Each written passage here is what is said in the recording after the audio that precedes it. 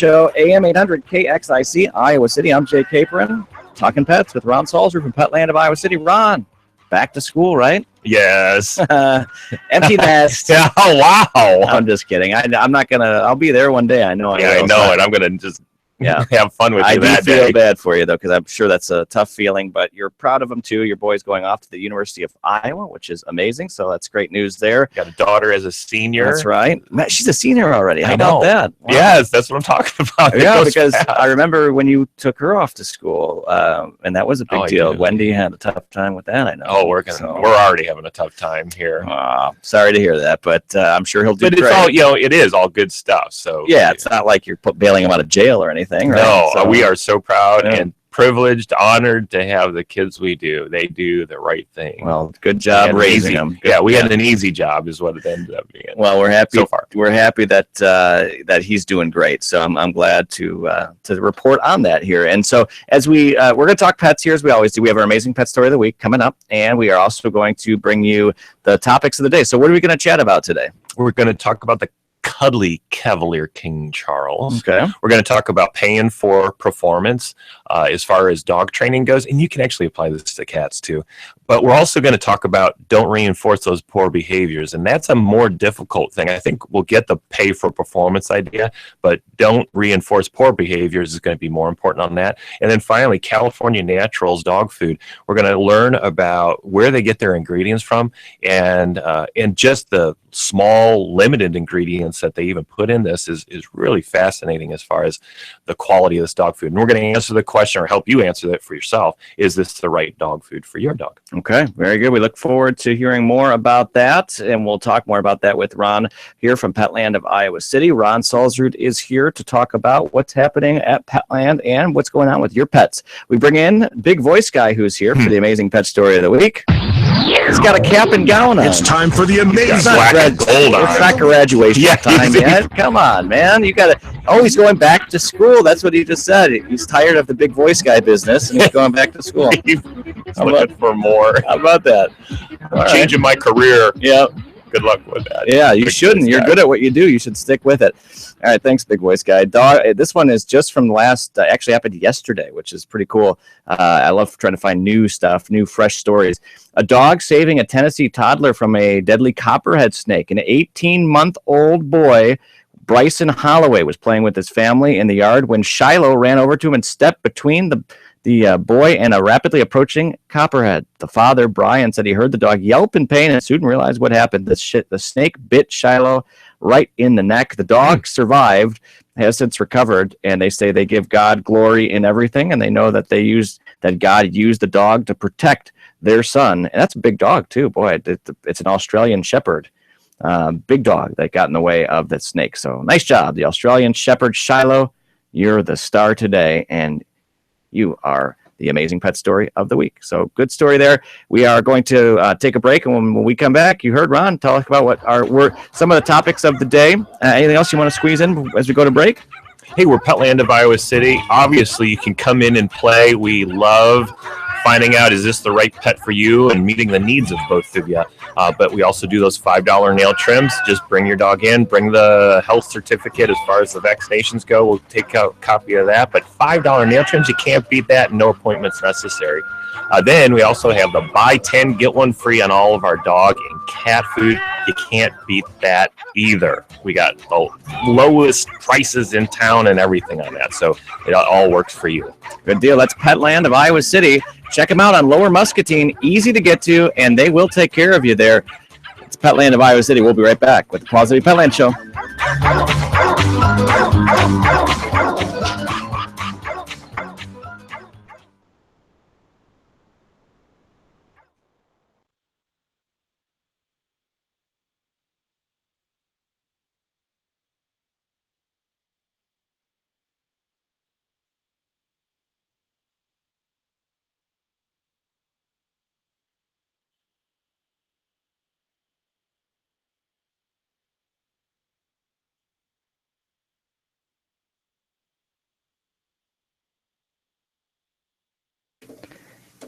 800 KXIC Morning Host Jay Capron with Ron Sulzer from Petland of Iowa City. What are we going to talk about this week, Ron? The cuddly Cavalier King Charles. Is this the right breed for your family? Then we're going to talk about paying for performance as far as dog training. Once you get this, you're going to go far with your dog as far as its training goes. And then California Naturals. Is this the right dog food for your dog?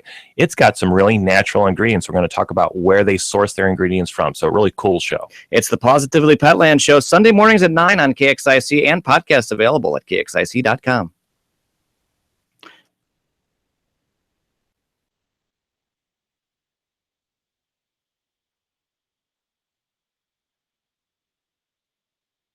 And I am working down the street in Stamford for the Gold Zone. We'll explain that in a second for the Olympics for a couple of weeks here. But I did walk in this morning, and look, we're all burning the candle at both ends this time of the year. I mean, everyone, no one's digging ditches, but we're all working long hours. And I walked in this morning and looked in the mirror, and I saw the bags under my eyes, bags that when I get back on a plane tomorrow, I probably have to check because they do not fit in the overhead. And I looked at you guys and said, does anyone have like a Mac Compact? Does anyone have anything? Because I am not afraid to admit that.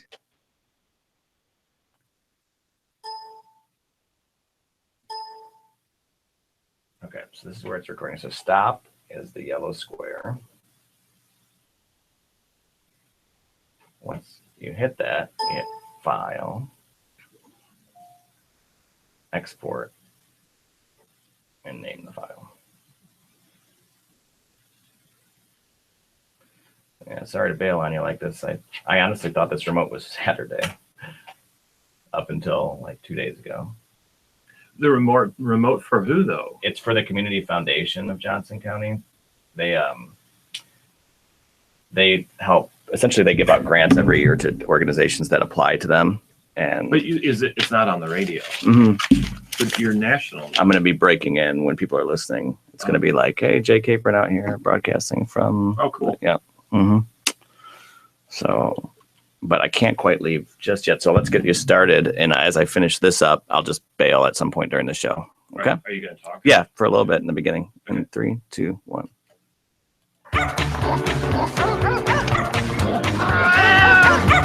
Welcome back. It's the Positively Petland Show, AM 800 KXIC, Iowa City. I'm Jay Capron, and I hope you're doing well. It's the Positively Petland Show. We're always having fun talking pets, and it's time to talk about the Cavalier King Charles. Is this cuddly dog right for you? Ron Sulzer's here. Is the Cavalier King Charles right for me, Ron? Is it? I think it is a great. Oh, I think this is one of the best family dogs out there. Oh yeah. Oh yeah. This is big fan. Best personality dog that I've ever gotten to know as far as a breed. You know, and this is over many different Cavaliers.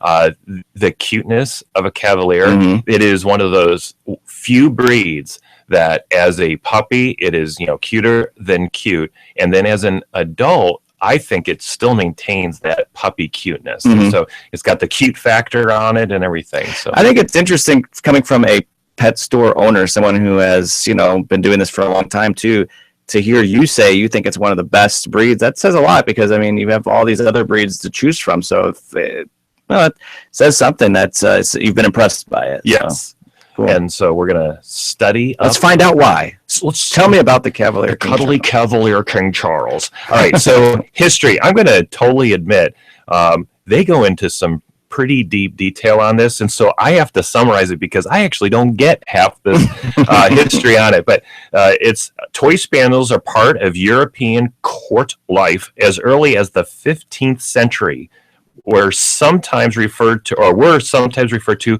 as comforter spaniels because they snuggled in their owner's lap. They go into some really nice history detail. We're talking about King Charles. The King Charles, and where did it get its name from? Mm-hmm. And that this has been profiled in many paintings over the years and all that kind of a thing. And then it goes on, although the Cavalier's popularity was eventually supplanted by the shorter muzzled, dome-headed King Charles Spaniel, a related but separate breed, an American, so now we get it over to here by the Americans name ruined it. of Roswell Eldridge, became intrigued by the old Cavalier type and offered a substantial reward at the 1926 Cross Dog Show in England Really? for winners of Cavalier classes. And that's when the Today breed was put together. Today, So he made it financially. He gave a financial incentive for people to put together to breed beautiful Cavalier King Charles. Yes, yeah, we're gonna. And people are like, "Hey, I can win some money if I get one of these." Right, and so there must have been a pretty good competition going. 1952 is when it was introduced into the United States, and then it wasn't until 1994 when the AKC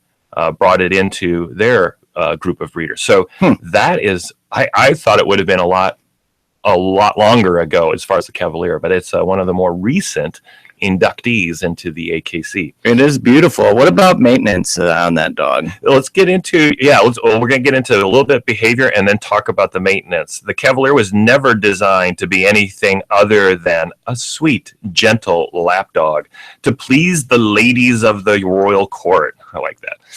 He was developed to have a soft, gentle expression and a glamorous coat, to be more attractive to his owners, and loved to gaze down into his large, limpid eyes. I think I lost you on that one.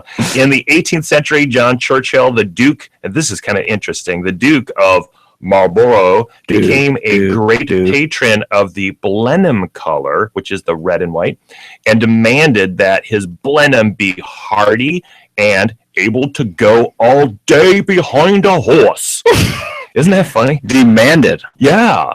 All four colors were eventually bred to be sound as well as beautiful, and Cavaliers are small, glamorous, but sturdy dogs of considerable endurance. At the same time, an ideal weight of only 13 to 18 pounds. Oh, not too big. Yeah. They can be picked up and handled with ease.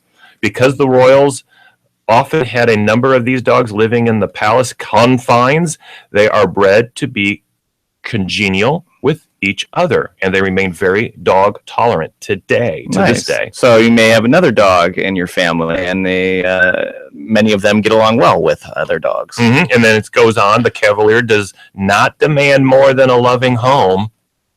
I like that. Doesn't demand anything more. And a fenced yard. Cavaliers are not reliable to obey commands if they are busy chasing butterflies or birds. So a good fence is a must. Nice. I think that'd be true with any dog. I don't think they're pointing out anything different on a Cavalier. And they must be protected from larger and more aggressive dogs. This is a docile dog. Well-behaved children are happy companions, but parents must be careful. Well-behaved children. I like that too. And that the kids are not too rough on their small charges. Oh, charging the dog. The Cavalier's silky coat is kept natural and untrimmed. This is like, the way they suggest to do it, untrimmed, but needs regular brushing and occasional bathing to keep it matte and tangle-free. In general, Cavaliers are very fond of cats, although the reverse is not always true. Of course not. Most Cavaliers remain very healthy dogs into old age. I love it. So yeah, there is some maintenance on the Cavalier. The reason is it is a spaniel. It is a long or a shedding dog, but it has that longer hair. And so now it's prone to mats and stuff like that. When you read anything about Cavaliers, they say keep everything long and all that. I'm one of those that, hey, do what's right for your family. Personally, I think I would be doing some trimming and all that. And I know you Cavalier King Charles people right now are going, how dare you say anything like that? I get you. But we got to make it so that we can manage this dog as far as, the mats and all that kind of stuff. Not saying that it's a big deal. I'm just saying it makes it easier. It is a beautiful dog. It is, yeah. We have 2 rubies in our store, and one is a red and white, like in that Blenheim that they described in the article here. The rubies are phenomenally cute. when you come into the store, Jay, you always, make a visit. Mhm. Wait till you see these two. Yeah, well, the Chihuahuas last week, Devin wanted you to give me for my birthday present because it was around my birthday when that was on, and I said I don't know about that. She wanted all three actually, and I was no, that's a bit much to take on, but maybe at some point here we'll finally take the plunge. But Yeah. Cavalier King Charles could be a good one. Right, Yeah, and really so, good. So there is some maintenance on the combing and all that. There is a little bit of trimming that you're going to want to do on these Cavaliers to keep things in place. But it is a wonderful, very gentle dog, very cuddly. This would be a great family dog. All right, good deal. It's the Cavalier King Charles. Come check out the two pups that were available at time of recording this anyway. May not still be there, but that's one that I would imagine that you do get fairly regularly, right? Yeah. Okay. They're not as easy to find as other breeds, but yes, we do get them. Okay. All We right. have Well, 3 right now. I have another engagement that I have to roll out to, but Ron's going to finish up the show. So have a good show, Ron. We'll talk to you next time around. Alrighty. So we're going to continue on here. We're going to talk about dog training, and actually some of this stuff you can apply to your cat as well. The 3 areas that we're going to hit, we're going to apply is one, pay for performance. And what does Ron mean by that to this week? So we're going to talk about how to encourage behavior. Don't restrain, train. And so we're going to talk a little bit, and that's actually on leash training with your dog, not just walking, but other ways of training your dog using the leash, and then making sure that you don't reinforce poor behaviors. I think most people struggle with their dogs because they reinforce the poor behaviors unintentionally, and so we're going to address that. So let's hit that one right now. So let's take a situation, and I'm going to do a couple of scenarios so that you understand what I'm talking about, and that you don't do these things, but then you're going to, in your own family, you're going to need to translate this to other situations. Let's picture that, cute little dog that is, in the family room, and everything is just going, really beautiful. You're playing, you're cuddling, life is beautiful, all the behaviors are really nice, and then the doorbell rings. And this is not the first time it's occurred. This is, now the 10th time. The dog realizes there's people that come into that door, and they now have started to find out that, hey, this is, elevated playtime and all sorts of stuff happen. And they learn that barking, they start barking at the door. And this is because they have now realized that, things are going to get riled up, and I'm going to get attention, and I'm excited, and the bark just starts coming out. It's kind of like when we get excited, our voice elevates in loudness and all that kind of stuff.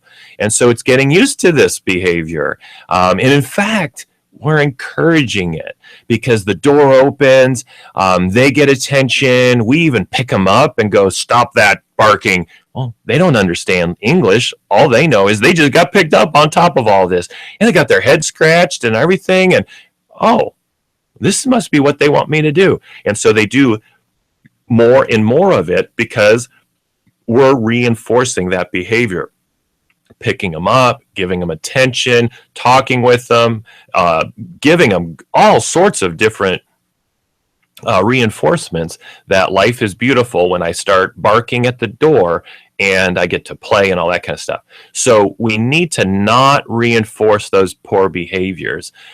One thing to do to get them in, what you want is to prevent that whole elevation thing. And there's a lot of different things that you can do, and you got to find out what's right for your pet. But in general, if you know that a guest is coming over, get ready and have something that the dog can get engaged with to not get engaged with all the hubble-baloo at the door. So a Kong with a treat in it, and put it in the freezer so it's really difficult to get to it. Give the dog, before any of this happens, that treat. Maybe even put them in the kennel or something so that they're just in there working on them themselves. You go do your thing, get ready for your guests and all that kind of stuff, and enjoy that. Let the dog enjoy that time. There. Now, when the door rings, don't reinforce that barking behavior. In fact, ignore that barking behavior, and go on with the, getting the guests into the house and all that kind of a thing. You might even try another technique is some dogs just have a lot of energy and they're just getting it out. So before your guests get there, do some exercise out in the backyard, run around with them. I love to play tag with my dog out in the backyard, and that's what I do to get the energy out before the guests arrive so that they're all worn out. Throwing the ball around and all that kind of stuff. Whatever it takes to get the energy out is another great tool to use. Let's look at another scenario. The dog is jumping up on you routine, and you don't want this to happen. We're talking about don't reinforce poor behaviors. In this case, think about what we're doing. The dog jumps up. What do we almost immediately do? We start scratching the head. We go, oh, what are you doing? And we might even be talking, you shouldn't be doing this. Stop doing it. Well, they don't understand English, remember? And we're scratching their head. We're giving them reinforcement. Hey, we're pushing them away. We're thinking, we're even saying, no, stop, and all that. Well, but we're pushing them away, and they're saying, oh, this is kind of fun. I'm going to come back and do that again. You're playing with your dog when you're pushing them away. So even things that we have, we're well-intentioned, and I think if they understood English, they'd get what we're doing, but they don't, because they interpret it as playtime and attention, and they love that attention. And so we need to help them learn that, in this case, they call it the 4 on the floor, helping them keep all 4 paws on the floor and making that the reinforced behavior instead of what we do in a lot of different ways in our house, and that is reinforcing all these poor behaviors. Think through of the behaviors that you have going on in your house with the dog and saying, what is the first one I want to address? And I want you to think through the poor behavior and just kind of visualize it. How am I reinforcing that poor behavior unintentionally? Remember, they don't understand English, so they're not getting that aspect. They hardly really understand the no, even when we're getting stern with them, especially as a puppy. They just don't get it at that point. And all the attention we're giving to them when they're getting when they're doing that poor behavior. So even though we might perceive what we're doing as a negative, why would they want to hear me elevate my voice and all that kind of stuff? Well, they interpret all of that as just attention, and they are looking for attention a lot of times and playtime and all that. So don't reinforce poor behaviors through attention. You want to ignore the behavior, whether it's walking away from them. I've used the kennel in the past as well to say, here's a timeout. I'm going to, you just did this. Goes in the kennel for a 10-minute timeout.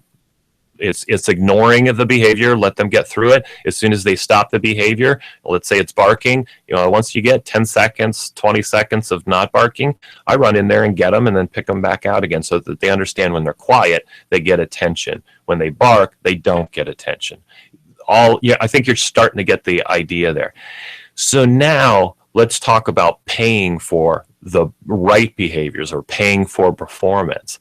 So I mentioned that whole 4 on the floor kind of a thing. You know how, we're talking about the jumping up and all that kind of stuff. There's 2 techniques that you can employ. There's a lot of other techniques, but 2 common ones.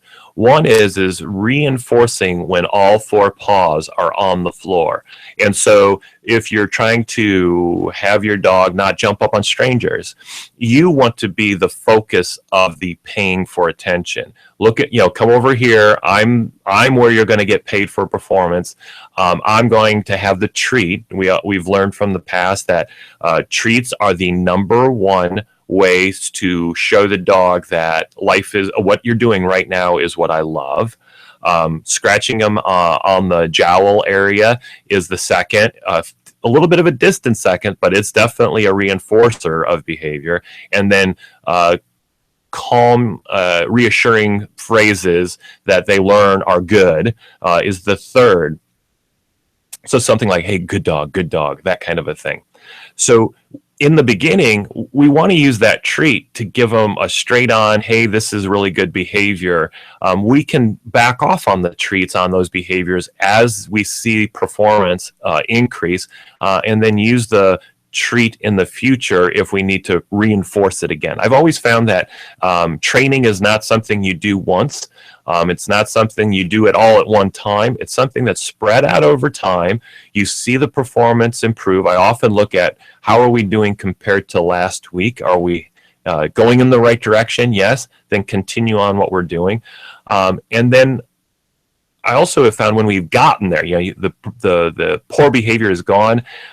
They'll often try to test the boundaries sometime in the future, whether it's a week. With one of our dogs, it's like every 3 months they kind of test it, and they want to know, can I push this boundary back out again because I'd like to do this or that kind of a thing. So realize training is a long-term thing. So paying for performance and the 4 on the floor that I talked about. So when that stranger, you can practice this with a friend or whatever. Hey, can you help me train my dog or whatever? So you have a group of treats, and if your dog is new to a new puppy and all that, you have to actually introduce them to treats. You got to show them that, hey, here's something that is really fun, really tasty, and you're gonna love. And they got to figure it out. They got to taste it and realize that this is a really, really good thing. We have in our store a product called Lickety Stick. This thing's amazing. It's like, picture a roll-on, deodorant. That's the applicator for the Lickety Stick. But inside it, what it has is a product that is liquid. It tastes really, really good for the dog, and it smells really, really good to the dog. So when you open that cap for the first time, they almost immediately are, what do you have there? Because they can smell it. Then they get a lick of it, and they just can't get enough of it. But you're not filling them up with anything here, so you've got something that they can do over and over again. So introduce them to the pay. This is what you're going to pay for performance. I'm going to give you the treat. I'm going to give you the couple licks on the Lickety Stick and all that kind of a thing. So let them understand what the pay is.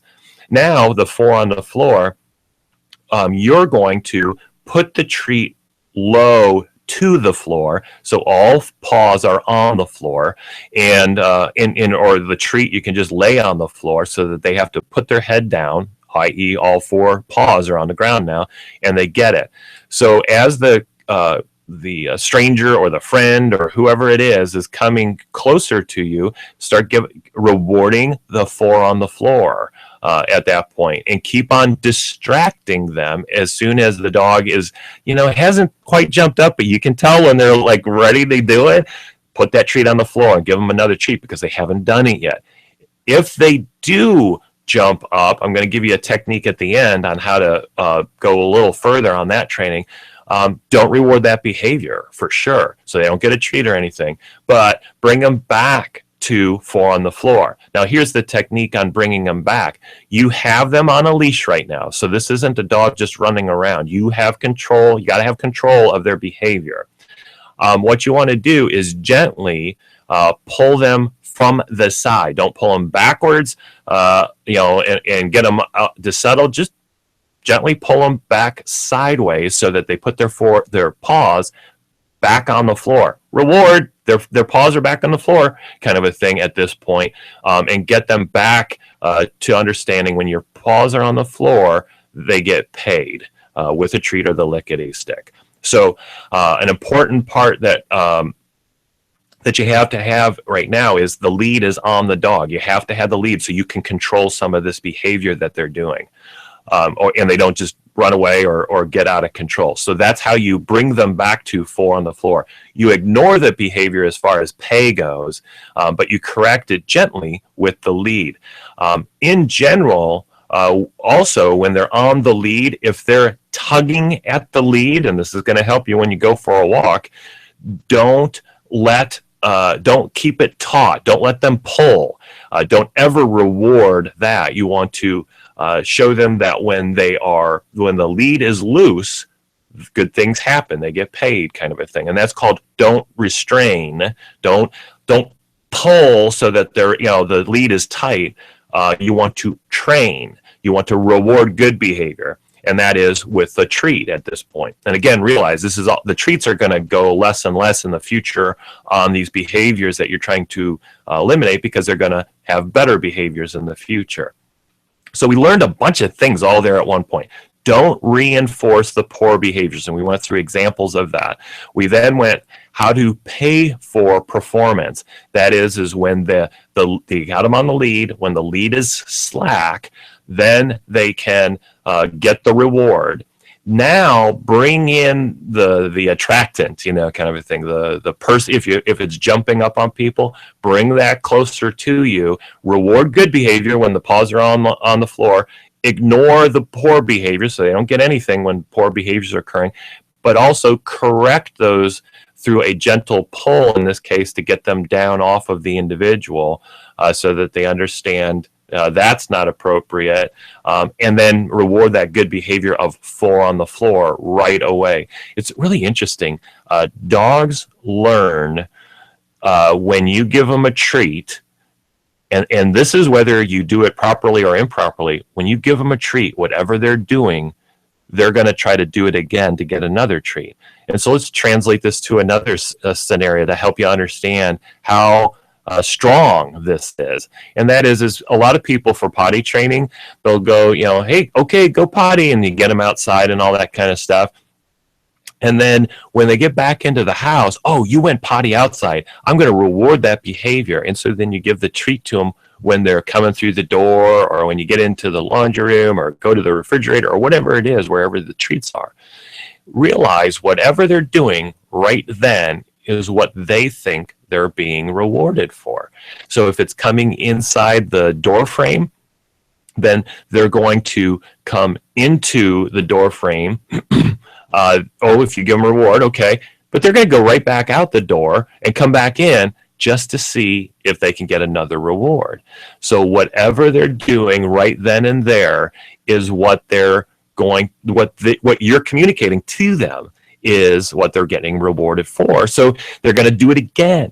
So really think through your training on how you're working with your dog. And at Petland in Iowa City, we work with you on this. You can always come in, and we always say, let's just pick one behavior, or let's work on one thing at a time instead of trying to solve all sorts of problems.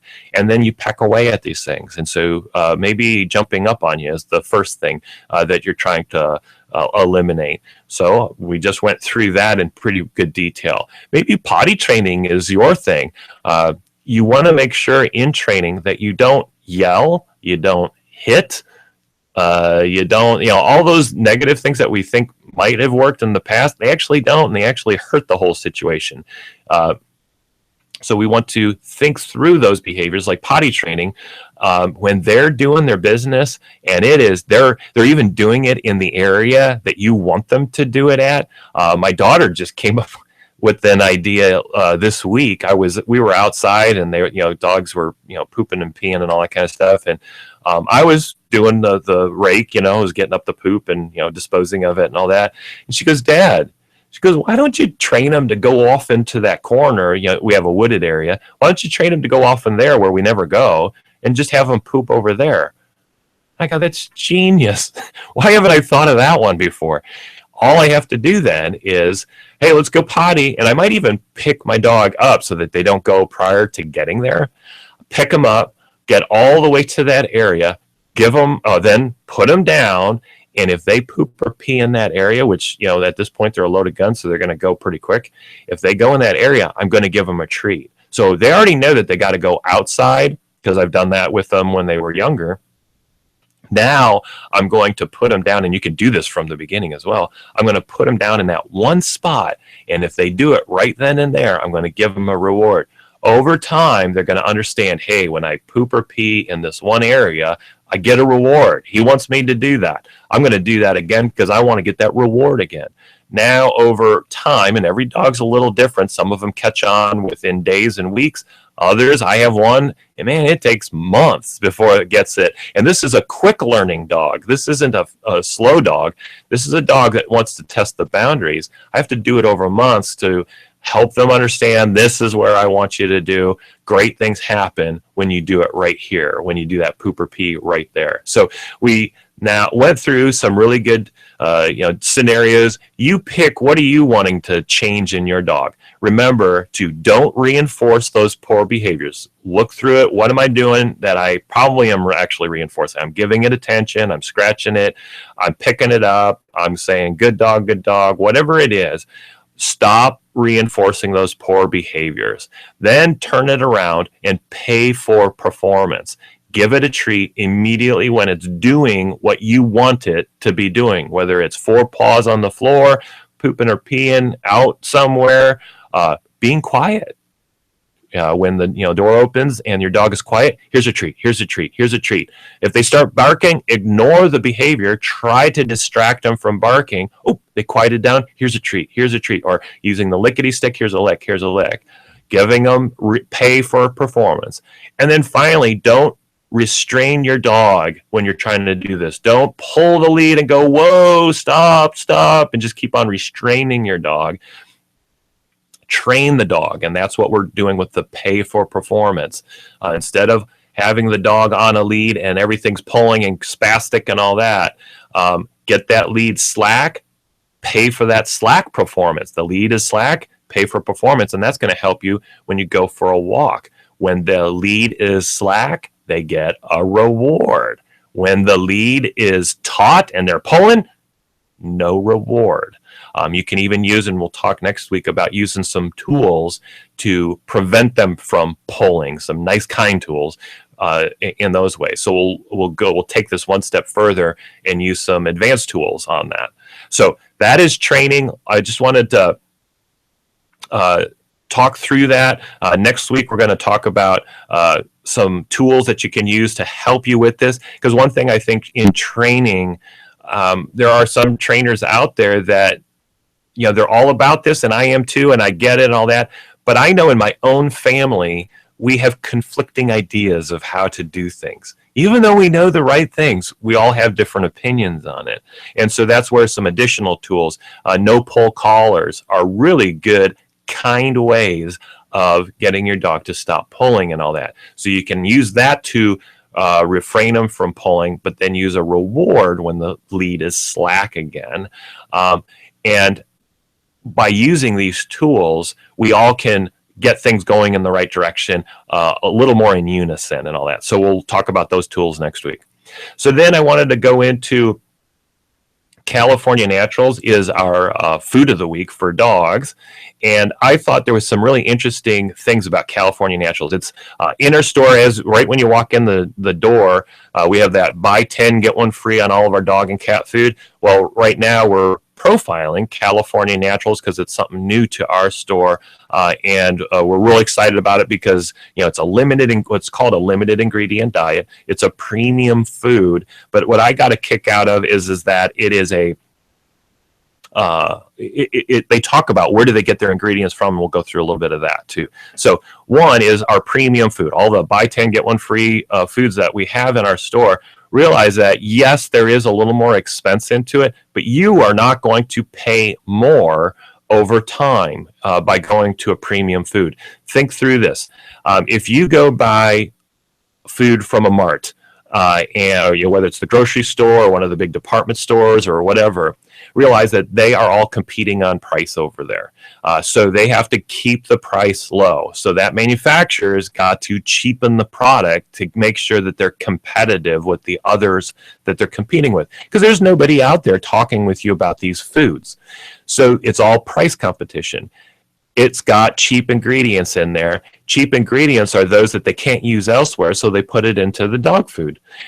This is the stuff that I am not telling you these foods kill dogs or anything like that, but you're going to have to feed twice as much of that product to that dog to get the same amount of nutrients out of that dog food.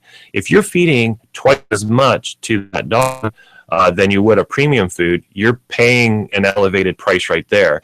But now you also have to pick up twice as much as well. So when you go to a premium food, yes, you'll pay more, you'll feed less, so that kind of washes out that expense, that added expense of the price of the bag.